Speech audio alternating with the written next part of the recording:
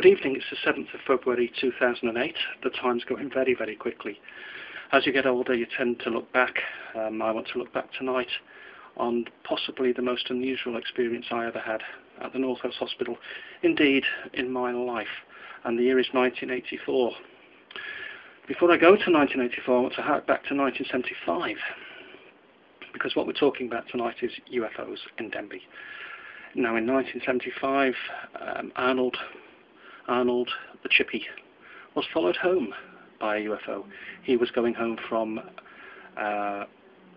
where Ken's Chippy is now, in his van down Usbred Road. I think he lived up Usbred Road. And he was followed, a UFO landed behind his van and followed him all the way home. We then had the experience, or I should say the story of the two policemen who saw a UFO in Denby. That's quite well chronicled. And then we go to 1984 to the North West Hospital. And I had the privilege of working nights, and I was working in Talavan. It was a male ward.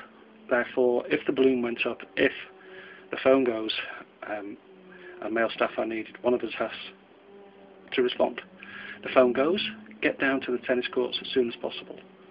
Off with the white coat, on with my coat. Rattle of keys, through the door, get to the bottom of the drive onto the Nanklin Road. There's a student nurse coming from the nurse's home.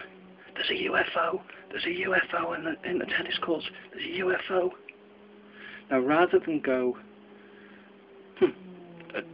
past where he was coming from, down to the nurse's home, we decided to go up left up towards Trevelyan, up the Nanklin Road. And it's then that we saw the light, that I saw the light for the first time. It was pulsing. It was the brightest light I've ever seen, and it was throbbing. It was throbbing.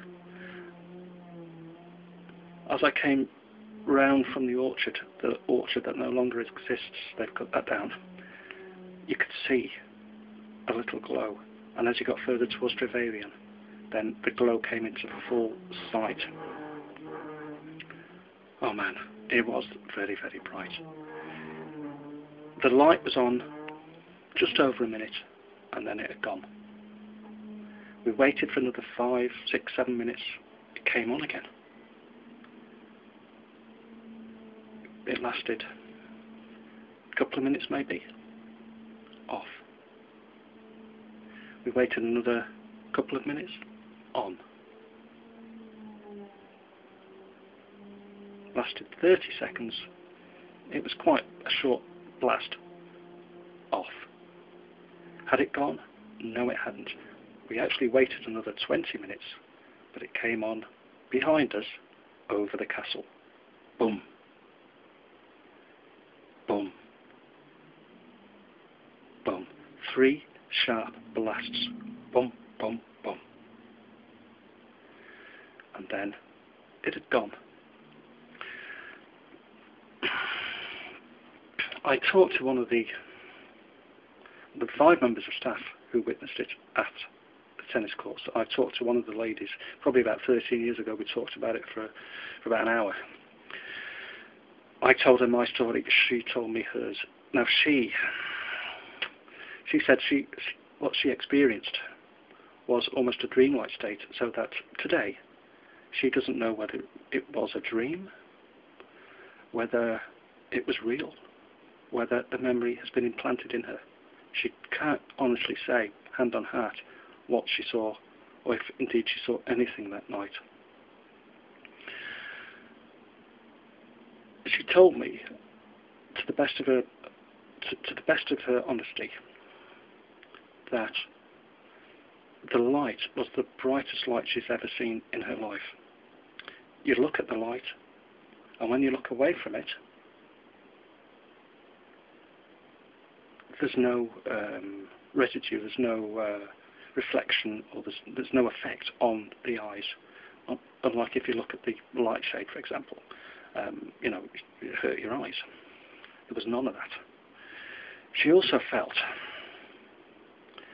and this is quite interesting, she felt it was searching for something under or on the tennis courts. But it was moving slightly, she said. Boom. The light's on. Throbbing. and it's intense light. Then it's off. Then it's on, and it's moved, but only a fraction. It's as if it's searching for something. But what? She says, and to this day, that she doesn't know whether her memories are other people's memories. She doesn't know whether her memories are her own. She felt mesmerised by the light. She felt it's controlled her in some way. Now, I was far enough away, possibly, with my friend, not to feel that effect, though it has affected me for the rest of my life. I've always had an interest now in UFOs, and indeed sometimes I go up on the hills and in the summer, when the weather's fine, to have what I call a ghost. Sorry, I also have a ghost hunt up at the castle, but I do a UFO hunt up on the hills. More of my around there, Moyle Park.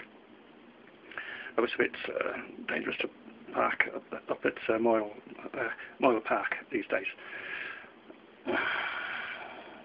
Indeed, a very unusual occurrence there. And just to finish off, the next night I went into work. I went down to the nursing office and I decided to have a look at the book, because the book is where everything that unusual happened, anything that's unusual, is recorded in the book. And there was nothing at all in there. No mention. No mention. Very unusual. Okay, well that's it for now. I'm just back from town. I haven't been feeling too good today. I've had this low-grade headache. So Thursday I usually go out to the quiz, and I went to the Hope and I had 150, but I walked home and I wasn't feeling too good.